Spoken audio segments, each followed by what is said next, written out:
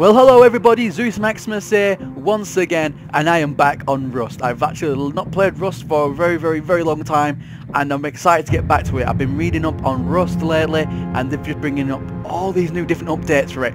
So with a bit of updating on my Steam, I have jumped right back onto it once again to give you guys the latest information on Rust. Don't go anywhere. So the first thing you can see is a brand new home screen. You got service quit, so I like the new layout of this entire system. So the home screen has the dev blog on the right hand side, so you can see all the latest information that the dev team is bringing out currently to Rust. Next you got the servers. Now with the servers you've got the official community, modded, local network. Obviously there's going to be nothing there. None of my friends are playing, and history tells me that I played on 62 servers. So I think this is a really cool new integration into the game. I like the new layout over the old one. I think this shows much promise now. So as you all know me, I'm going to start off going into a modded server just because that's what I always play. So let's see if the tabs still do the same thing. Yes, they give you the same thing. So as you can see, my connection is more or less okay. So let's just jump into something completely random. I've never been onto this server before, but let's just play it anyway. Okay, so it brings up a new loading screen now. You've got the Rust in the background there, loading generic normal maps, and we're just going to see what it looks like. We're going to go through the menu systems, and we're going to see what you can and can't change.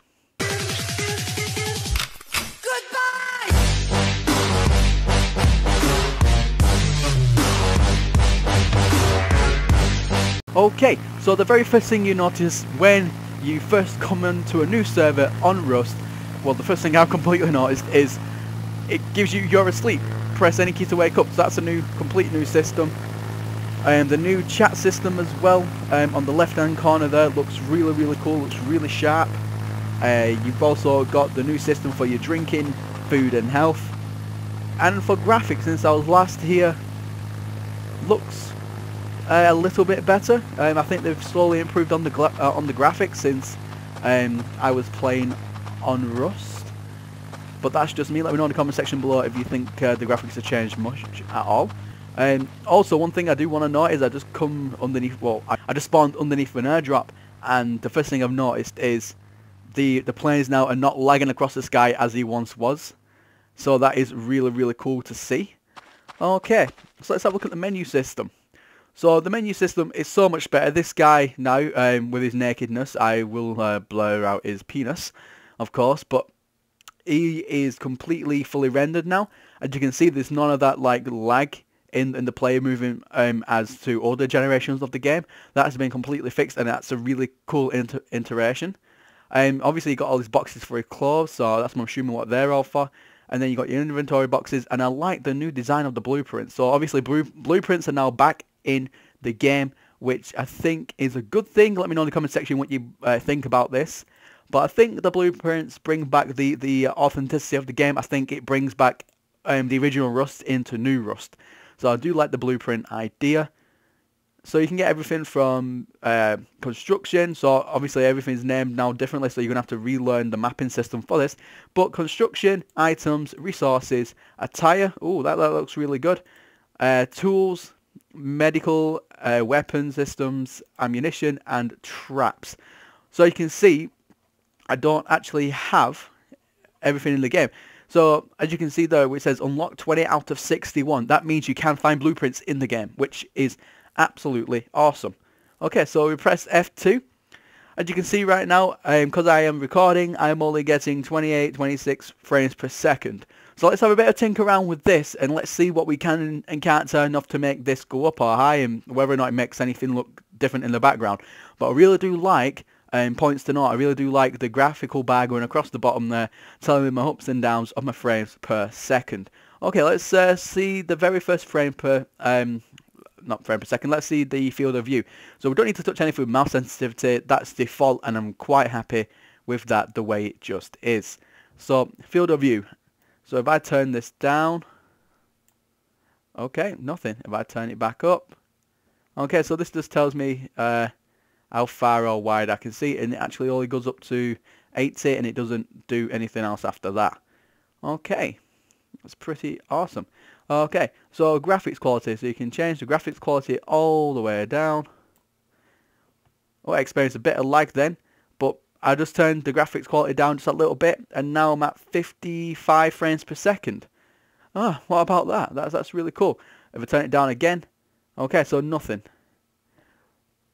So it says I can get a graphics quality to 2, and it goes down to 30 frames, and then it goes all the way up, and then that goes up to 20 something frames per second. Okay, so terrain. So does a terrain quality make any difference?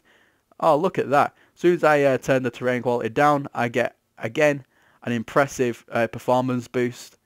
And when I turn it back up, I get a decrease in performance boost.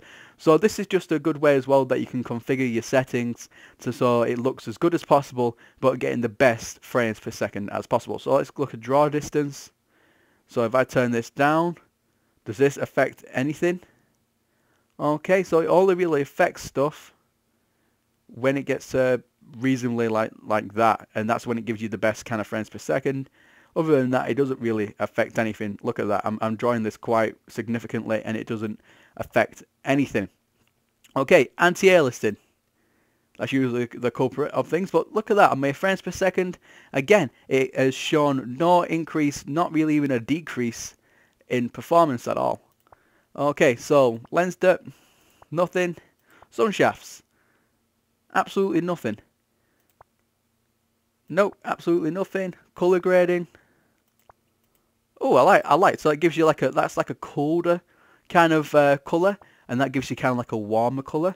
So each to their own on that one. I think this one, if you look, points to note the trees there. Do you see how that goes between a dark green and a light green on that side?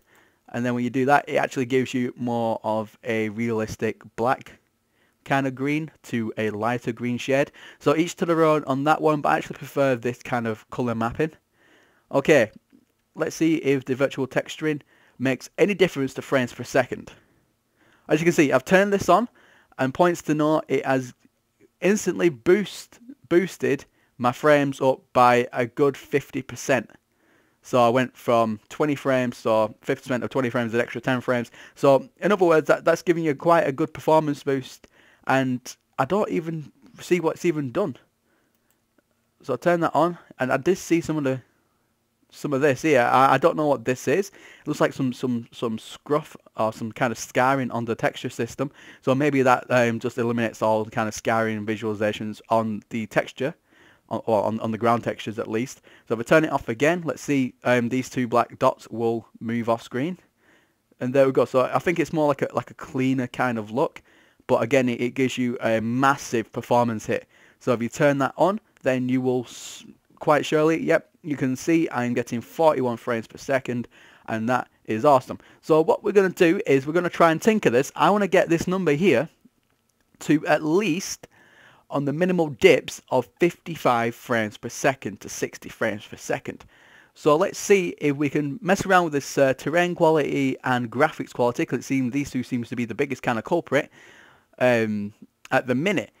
Now, just points to note as well, look in my specs below for my full PC range, you can see that I am not on a crappy system. I'm actually on quite a decent system, so there should be no reason to why this number here isn't over, well, any higher. So we've still got some optimizations to go. But anyway, enough talking, let's carry on with this.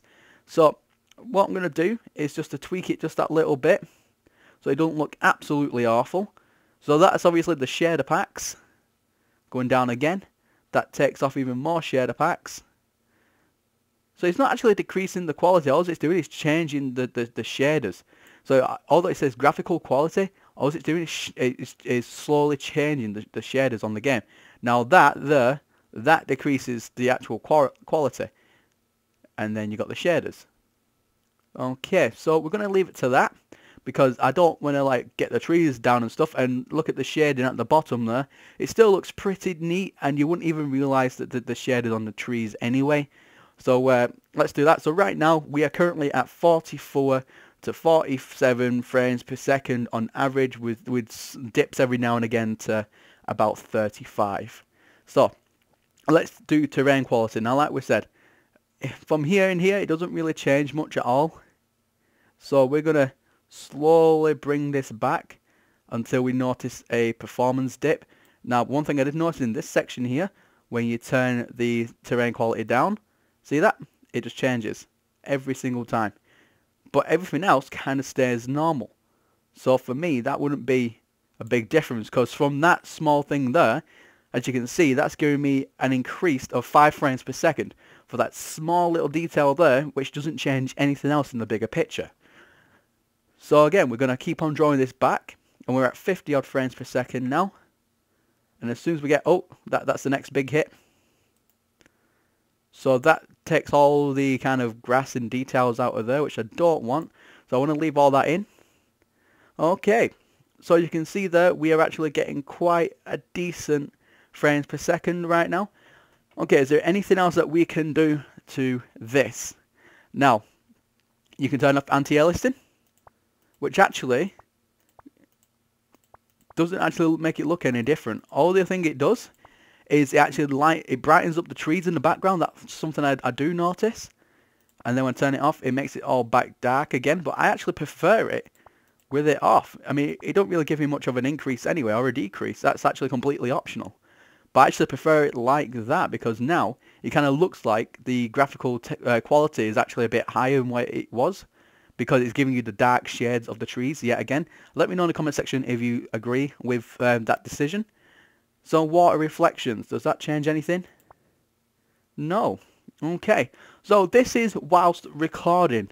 I'm going to press my record button off for a quick second, and I will give you the number that I was getting off camera. Okay, and off camera I can report that I was getting exactly 72 frames per second. And that is exactly as you can see right now. So if you guys are recording and you want to get as close to 60 frames per second as possible, bear in mind when you're recording, even in most modern game titles, so I'm talking about Battlefield 4, that kind of thing, if you're running a mid-tier or lower system, to get this kind of performance whilst you're recording, with fraps I might add, is damn near impressive. And that is with a few performance tweaks at the side there that really didn't decrease any of the value that you're seeing on screen. Okay, so now that we've got that sorted, that means we can have a look around. And wow, just wow. So I'm playing right now, absolutely smooth.